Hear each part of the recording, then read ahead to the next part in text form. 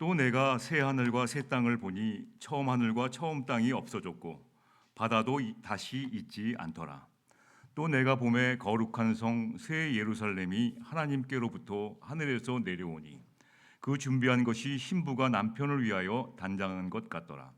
내가 들으니 보좌에서 그 음성이 나서 이르되 보라, 하나님의 장막이 사람들과 함께 있음에 하나님이 그들과 함께 계시리니 그들은 하나님의 백성이 되고 하나님은 친히 그들과 함께 계셔서 모든 눈물을 그 눈에서 닦아 주시니 다시는 사망이 없고 애통하는 것이나 곡하는 것이나 아픈 것이 다시 있지 아니하리니 처음 것들이 다 지나갔음이로라.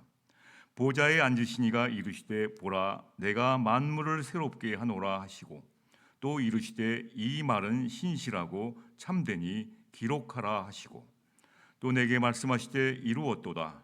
나는 알파와 오메가요 처음과 마지막이라. 내가 생명수 샘물을 목마른 자에게 값없이 주리니 이기는 자는 이것들을 상속으로 받으리라. 나는 그의 하나님이 되고 그는 내 아들이 되리라. 그러나 두려워하는 자들과 믿지 아니하는 자들과 흉악한 자들과 살인하는 자들과 음행하는 자들과 점술가들과 우상 숭배자들과 거짓말하는 모든 자들은 불과 유황으로 타는 못에 던져지리니 이것이 둘째 사망이라. 아멘. 교회력으로 보면 교회 달력이죠. 교회 달력으로 치면 오늘이 2025년도 마지막 예배입니다.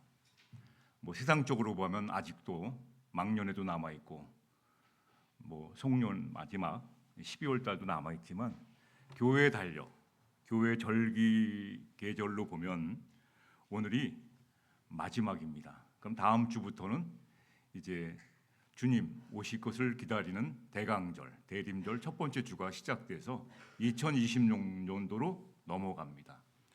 그러니까 오늘은 교회 달력으로 치면 2025년도 마지막 예배를 드리는 겁니다. 오늘로 다 정리하는 겁니다. 나의 신앙과 우리 교회의 모든 결산을 하는 날이에요. 추수할 것이 무엇인가? 해놓은 것이 무엇인가? 근데 오늘도 빈 아무것도 없다면 여러분 누구에게 문제가 있는지를 점검해 보시는 날입니다. 그래서 오늘은 왜 이 말씀을 주셨나? 요한계시록 말씀, 새 하늘과 새 땅에 관한 말씀을 주셨어요. 감사절에 한참 고민했습니다. 왜 이런 말씀을 하라고 하시는 걸까? 새 하늘과 새 땅에 관한 말씀은 다시 말하면 천국은 이런 곳이다라고 말씀해 주는 거예요. 우리가 앞으로 가야 할, 또 내일 일은 알 수 없지만 언젠가는 가야 할 천국은 이러한 곳이다라고 이 마지막 2025년도 마지막 결산하는 추수감사절 주일에 이 말씀을 주셨습니다. 왜 이 말씀을 주셨을까요? 여러분, 천국은 어떤 곳일까요? 여러분 한번 생각해 보셨습니까? 성경에서 말하는 천국이라는 말씀이 요한계시록에 잘 나와 있습니다. 오늘 본문 말씀에. 근데 천국에 갔다 왔다고 주장하는 책들이 굉장히 많이 있습니다. 저도 읽어보고 저도 어렸을 때 천국에 갔다 왔어요. 그러나 이것이 맞다고 주장하기는 그렇습니다. 근데 성경에 있는 말씀과 비교해서 보면 천국, 내가 본 천국에 관한 책들이 굉장히 많이 있어서 한국 교회를 어지럽히기도 했습니다. 또 단테의 신곡을 보면 천국과 지옥 탐방기도 있지 않습니까? 그래서 어느 날부터는 우리의 천국이 이게 내가 꼭 가고 싶은 천국이 아니라 이게 헷갈리는 천국으로 변화되어서 저희가 천국 가도 좋고 안 가도 좋고 막 이러한 신앙으로 어느 날부터 자리 잡고 있는 것은 아닌지 생각해 보게 됩니다. 예수 그리스도를 믿는 사람들에게 가장 중요한 것은 성경에서만 말하는 것만 믿으면 됩니다. 오버해서는 안 돼요. 저도 가끔 오버하게 되면 문제가 생기지 않습니까? 성경에서 말하는 천국이 어떤 것인지, 성경에서 말하는 새 하늘과 새 땅, 천국이 어떤 것인지만 알면 더 이상 더 나갈 필요가 없다는 것이죠. 성경에서 말하는 천국은 어떤 것일까요? 자, 2025년도 교회 달력에 따른 마지막 감사 주일 예배에 천국에 관한 말씀을 주신 이유는 무엇일까요? 오늘이 이 땅에서 드리는 마지막 예배라면 여러분 어떻게 드리시겠습니까? 이 땅에서 드리는 저와 여러분의 마지막 예배라면, 마지막 임종 예배라면 여러분 어떠한 마음으로 예배를 드리시겠습니까? 오늘 예배를 그렇게 드리라고 말씀하고 있는 겁니다. 그래서 오늘 추수감사절 주일에 감사할 내용의 설교는 참 많이 있습니다. 저도 왜 감사할까 하면 쉽게 말씀을 전할 수 있을 텐데 왜 천국에 관한 말씀을 추수감사절 주일에 저희들에게 주셨나를 고민해 보니까 하나님이 저와 여러분을 천국이 있음을 약속해 주신 것이 가장 큰 감사가 되어야 합니다. 1절 보시죠. 1절 새 하늘과 새 땅을 보니 처음 하늘과 처음 땅이 없어졌고 바다도 있지 않더라. 이게 지금 하늘도 있고 땅도 있고 다 있습니다. 바다도 있는데 이것을 싹 없애고 새로 만드시겠다는 것이 아니에요. 하나님은 이미 땅과 하늘, 바다를 창조하셨는데 이것을 싹 없애버리고 맨바닥에서 다시 만드시겠다는 뜻이 아닙니다. 하나님은 그 땅을, 그 바다를, 그 하늘을 새롭게 지금까지 생각했던 이 땅과 하늘, 바다와는 상관없이 새롭게 만드시겠다는 거예요. 땅은 어떤 것을 의미합니까? 땅은 현실을 말합니다. 요한계시록을 쓴 사도 요한이 있던 땅은 어떤 땅이었었나요? 당시에 사도 요한은 반모섬이라고 하는 곳에서 이 말씀을 받은 거예요. 반모섬은 어떤 거죠? 반모섬, 교도소입니다. 알카트라즈 같은 바다 위에 뚝 떨어져 있는 섬이에요. 거기에서 갇혀서 그런 땅이 다시는 없다는 것이죠.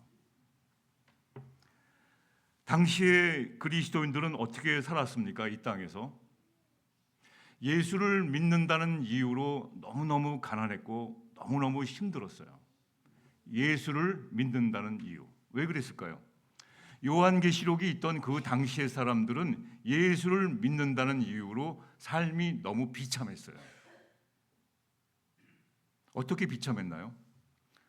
그 당시에 제대로 비즈니스를 하려면 로마 황제한테 황제가 나의 구세주입니다라고 고백을 해야 됩니다. 로마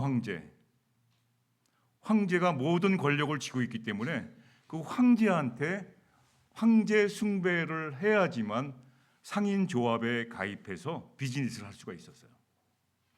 그래서 많은 그리스도를 믿는다고 하는 사람들이 먹고 살기 위해서 황제한테 뭐라고 말했어요? 세 가지 표현을 하는데 그 중에 하나가 황제시여 당신은 나를 구원해 주신 분입니다 라고 고백을 한 거예요. 이렇게 하면 참 좋을 텐데, 말로만 하면 좋을 텐데 또 한 가지를 더 해야 됩니다. 뭘 해야 되죠? 그렇게 고백했으니까 내가 믿던 예수 그리스도를 어떻게 해야 됩니까? 지금까지 부모님 세대부터 계속 믿어왔던 예수 그리스도를 어떻게 해야 됩니까? 저주해야 돼요. 저주하려면 말로만 저주하는 것이 아니라 표시를 해야 됩니다. 황제시요 당신은 구세주입니다라고 고백과 두 번째는 내가 예수 그리스도를 저주하고 황제만을 숭배하겠다는 그 표시를 해야 되니까 뒤에 걸려있는 십자가를 뜯어서 발로 밟는다든가 예수 그리스도의 사진을 보면 발로 짓밟는다든가 나는 다시는 예수 안 믿어요 하면서 짓밟는 행동을 해야지만 믿게 되는 거예요. 그래야지만 당신은 제대로 황제 숭배 사상을 가졌구나 해서 오케이. 그러면 상인 조합 노조에 가입할 수 있는 특권을 주게 됩니다. 그럼 거기에 들어가야지만 노조에 따라서 모든 비즈니스, 장사를 할 수가 있는 구조가 되니까 많은 그리스도인들이 예수님을 부인하고 거기에 따라갔어요. 교회도 마찬가지예요. 다. 그러한 것이 없는, 그러다 보니까 그 예수님 때문에 거기에 가입하지 않고 황제를 어떻게 구세주라고 합니까?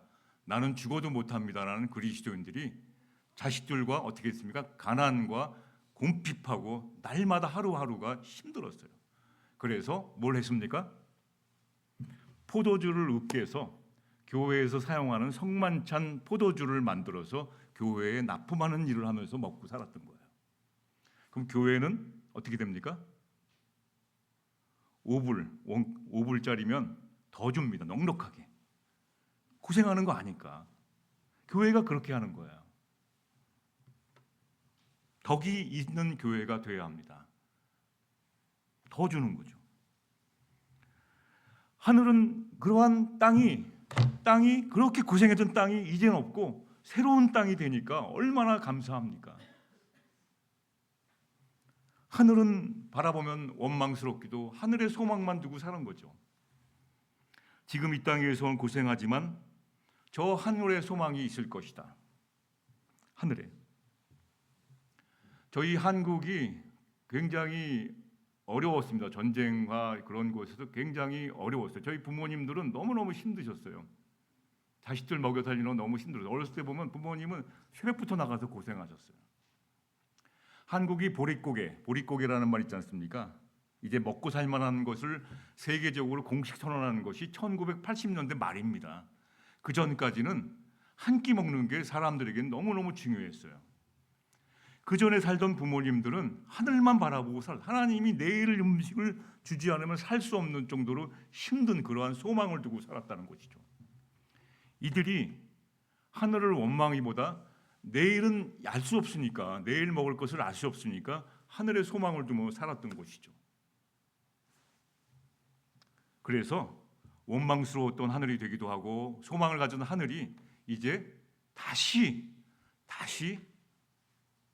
새 하늘과 새 땅을 주시겠다는 거예요. 이 새 하늘이 어떤 것인지.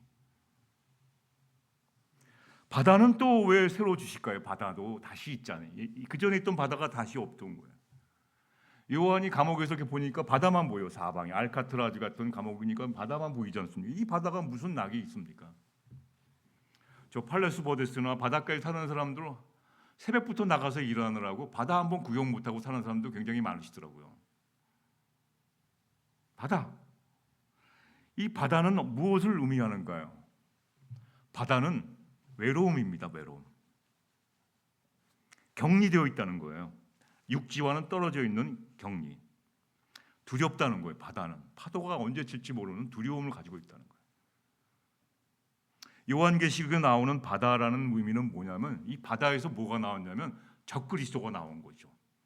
짐승이 나와서, 짐승은 누구를 뜻합니까?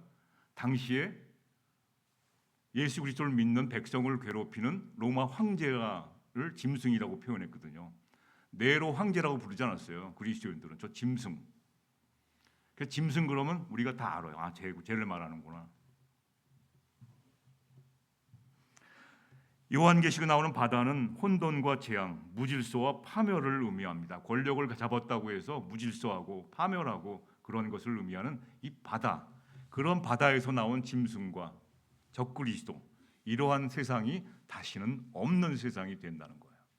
새 하늘과 새 땅이, 처음 하늘과 처음 땅은 다 없어졌고 바다도 다 없어졌다는 거예요. 그런 바다가 없어졌다는 겁니다. 첫 번째 저희가 감사할 것은 어떤 감사인가요? 새 하늘과 새 땅으로 우리를 인도해 주신 그것이 감사하다는 거예요. 지금까지 저희가 살아왔던 땅과 하늘이 없고 바다도 없고 새로운 땅, 새 하늘과 새 땅을 주신, 약속해 주신, 천국을 약속해 주신 하나님께 첫 번째 감사를 드려야 돼요. 저희가 새 하늘과 새 땅으로 가셔야 돼요. 2절 3절 보시면 새 하늘과 새 땅에서 살아갈 신부가 모습이 나옵니다. 신부의 모습이 나와요. 하나님께로부터 하늘에서 내려오니 그 준비한 것이 신부가 남편을 위하여 단장한 것 같더라. 성경에서 신부라고 말하는 것은 두 가지입니다. 저와 여러분 성도들을 그리스도의 신부라고 표현해요. 근데 교회도 뭐라고 표현하냐면 그리스도의 신부라고 표현합니다. 그래서 신랑 오실 것을 준비하는 이 신부의 역할을 교회도 해야 되고 성도들이 해야 됩니다.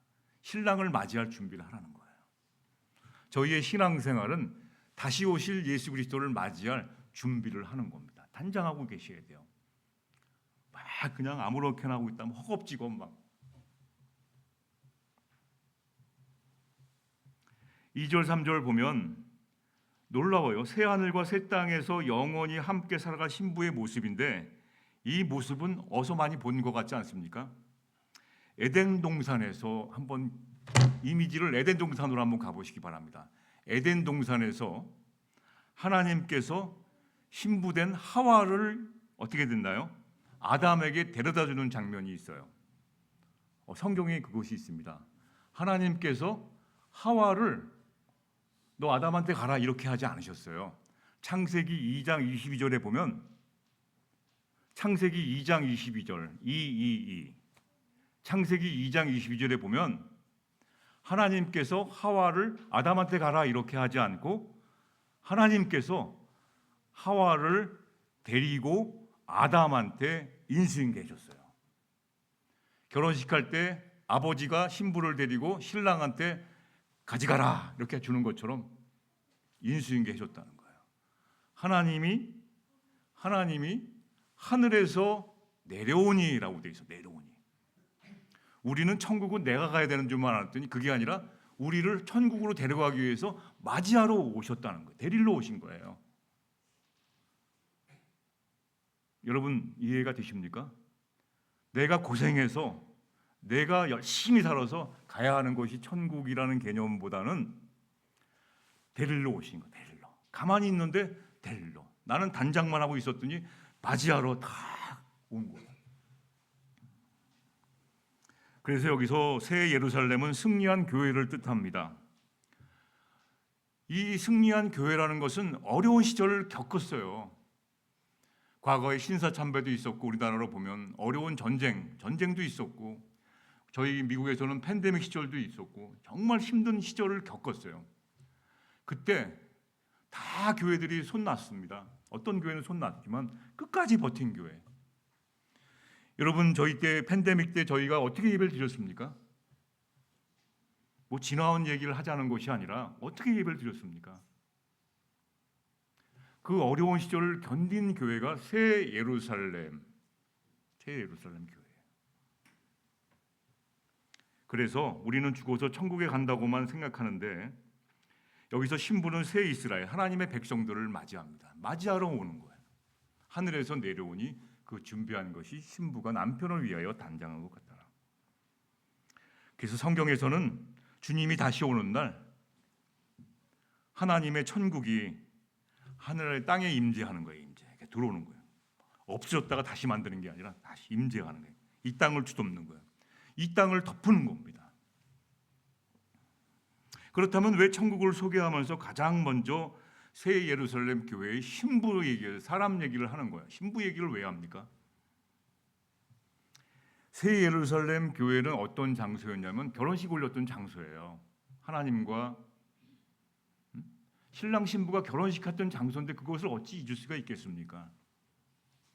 교회는 우리가 신앙생활을 처음 시작하게 해준 곳이에요. 교회는 우리가 생각하는 것처럼 그렇게 만만한 곳이 아닙니다. 교회는 내가 예수를 믿고 처음으로 감격의 눈물을 흘렸던 곳입니다. 여러분, 부에나페교회가 처음 시작될 때 그냥 한 달 내내 울었어요. 아무것도 없는 그 상황에서 그냥 눈물만 흘리니까 눈물만. 교회는 여러분이 생각하는 뭐가 있다 없다 그런 만만한 대상이 아닙니다. 하나님의 예수 그리스도의 신부가 바로 교회인 것입니다. 교회. 그런 곳에 신앙한 이 신혼이 시작된 것이니까 그것을 어찌 잊을 수가 있겠습니까? 함께 살아갈 장소예요. 거기서 스타트하는 겁니다. 계시록 21장 이제 요 다음 오늘 본문 다음에 나와 있어요. 이런 내용이. 자, 그렇다면 두 번째 감사할 것이 무엇인가요? 추수감사절이 되어서 감사한 것이 아니라 요한 계시록의 말씀을 통해서 두 번째 감사한 것은 무엇일까요? 우리가 이 세상을 떠날 때 이 땅에서 천년만년 살 수가 없습니다. 이 땅을 떠나야 돼요. 이 땅에 떠날 때 주님이 천국의 천군 천사와 함께 신부된 우리를 어떻게 한다? 데리러 온다는 거예요. 그것이 감사하지 않아요? 저는 지금까지 어렸을 때부터 천국은 내가 열심히 신앙생활하고 성경 말씀, 기도 열심히 해서 가야만 되는 줄 알았어요. 저 높은 곳을 향하여. 물론 맞지요. 그런데 우리를 맞이하러 천군 천사와 함께 우리가 이 세상을 떠나는 날 이렇게 데리러 온다는 거예요. 이것을 약속해 주신 것을 감사드려야 하는 것입니다. 3, 4절 보면 천국의 보좌로부터 큰 음성이 들려요. 음성. 이게 작은 음성이 아니라 크게 음성이 들려요. 또렷또렷하는 음성. 또렷또렷하게 음성이 들립니다. 천국에는 세 가지 새로운 일이 일어나리라고 말씀을 해주세요. 여기서 소개하는 천국을 잘 들으셔야 합니다. 괜히 이상한 책 보고 천국이 이렇다 말씀하지 마시고 성경에서 말하는 천국의 모습을 보여주고 계세요. 세 가지 천국은 이러한 곳이다라고 보여주고 계세요. 어떤 겁니까? 첫째, 천국은 세 가지 새로운 일이 이루어짐을 선포하고 있어요. 첫 번째가 어떤 것을 선포하고 있냐면 하나님의 장막이 함께 있을 것이라고 말하고 있어요. 하나님이 장막이 함께 있겠다고 말하는 것이죠. 장막은 구약시대의 성막을 뜻합니다. 성막은 어디에 있었나요? 12지파가 있었거든요. 구약시대에 백성들이 12지파에 그 중앙에 성막이 있었어요. 성막 안에는 뭐가 있었습니까? 언약궤. 언약궤는 하나님의 말씀이 들어있었어요. 하나님의 말씀이 항상 저와 여러분과 함께 하시겠다는 거예요. 천국에 갔더니 하나님의 말씀이 함께 있는 곳입니다. 하나님의 말씀이 없는 삶은 천국의 삶이 아니에요. 그래서 오늘도 내 마음대로 내가 좋아하는 말만 가지고 살아가는 신념만 가지고 살아가면 천국에 사는 것이 아닙니다. 하나님 나라에 사는 것이 아니에요. 하나님이 날마다 저에게 하시는 말씀 속에 살아갈 때 천국의 삶을 사는 것이고 천국이 바로 이렇다고 말씀하고 있어요. 말씀이 있는 곳, 하나님이 잔소리가 있는 곳, 그곳이 천국이라는 것이죠. 그래서 함께라는 말이 3번 나옵니다. 3번. 3절 보면 함께, 함께, 함께 3번 나옵니다. 성경에서 3번 나온다는 것은 삼위일체 하나님의 숫자로서 완벽하다는 거예요. 함께, 함께, 함께. 하나님은 장막에 함께 계시고 하나님은 멀리 두는 걸 원하지 않으세요. 교회와 멀리 사는 것을 원하지 않아요. 가까이, 교회 주변에 가까이. 그래서 우리가 시간과 거리를 계산할 때는 교회 중심으로 계산해서 교회가 먼 게 아니에요. 집이 먼 것이지. 거듭 말씀드리지만 자꾸 교회가 멀다고 그래. 성경엔 그렇게만 기록되어 있지 않습니다. 여러분의 집이 먼 것이지 교회가 먼 것이 아니에요. 교회를 중심으로 거리를 측정해 보시라는 거예요. 자기 집을 중심으로 교회를 측정하니까 다 멀지. 주변에 있는 교회는 마음에 안 들고 멀리 있는 교회.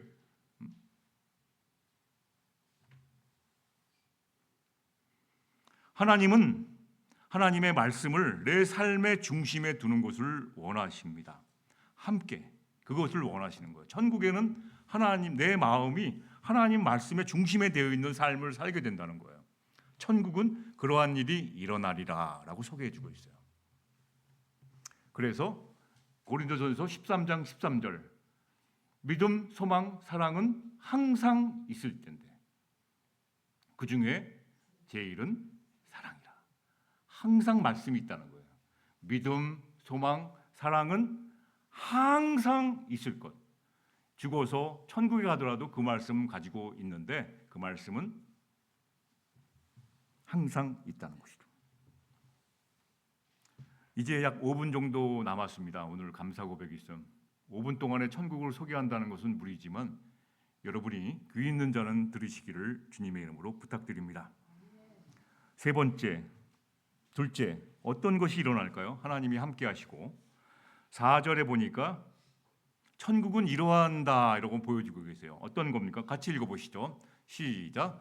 모든 눈물을 그 눈에서 닦아주시니 다시는 사망이 없고 애통하는 것이나 곡하는 것이나 아픈 것이 다시 있지 아니하니 처음 것들이 다 지나갔어요. 다 지나갔어요. 천국은 뭐가 없습니까? 눈물 흘릴 일이 없습니다. 저도 아직 안 가봤지만 이 약속을 믿어요. 다시는 사망이 없습니다. 저희는 이 땅에서 한 번 죽으면 됐습니다. 애통하는 것이 없어요. 아픈 것이 없고 이 땅에서는 아픈 것이 종합병원입니다. 그러나 천국에는 의사들이 필요 없고 아픈 것이 없어요. 하나님이 이걸 선포하신 거예요. 천국은 이렇다. 이러한 곳에 꼭 여러분이 가셔서 아픔과 눈물, 애통하는 것 그것이 없는 천국에 가시는 저와 여러분 되시기를 주님의 이름으로 기도드립니다. 자, 3종 세트가 없어요. 가난, 질병, 핍박.